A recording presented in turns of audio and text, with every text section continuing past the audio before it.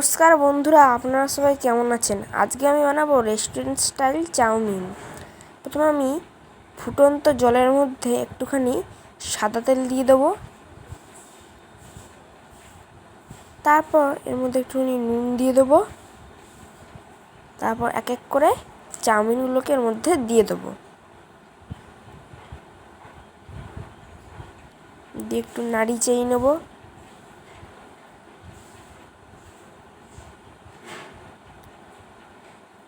তারপর এই মশলাগুলোকে কেটে নিয়েছি। কেটে নেওয়ার পর সেদ্ধ চাউমিনের উপর জল দিয়ে ভালো করে ধুয়ে নেব। এরপর কড়াইতে সাদা তেল নিয়ে নেব। পেঁয়াজ,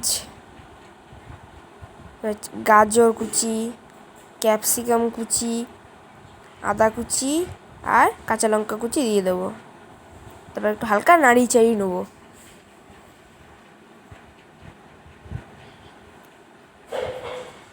এবার এর মধ্যে একটু হলুদ দিয়ে দেবো।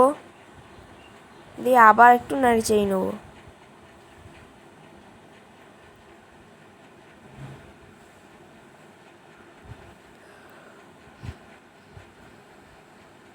এর মধ্যে দুটো ডিম দিয়ে দেবো।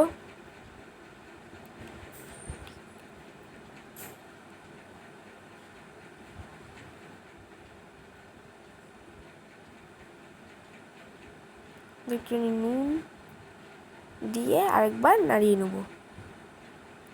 এবার একটা বাটিতে সয়া সস নিয়ে নেব। তার মধ্যে একটু টমেটো সস নিয়ে নেব। এটার মধ্যে একটু চিনি দিয়ে দেবো। একটু মিক্স করে নেব। মিক্স করে নেওয়া হয়ে গেছে। এবার এটাকে কড়াইয়ের মধ্যে ঢেলে দেবো। দিয়ে আরেকবার নাড়িয়ে নেব। এবার সেদ্ধ করে রাখা চাউমিনটাকে এর মধ্যে দিয়ে দেবো।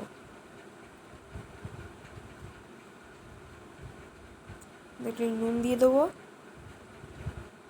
দিয়ে আবার নাড়িয়ে নেব।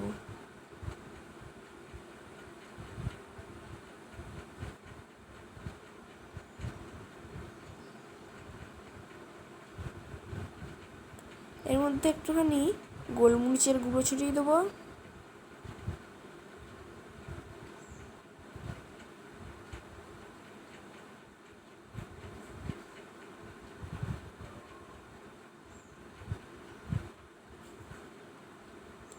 এর মধ্যে একটু ধনে জিরে গুঁড়ো দিয়ে দেবো।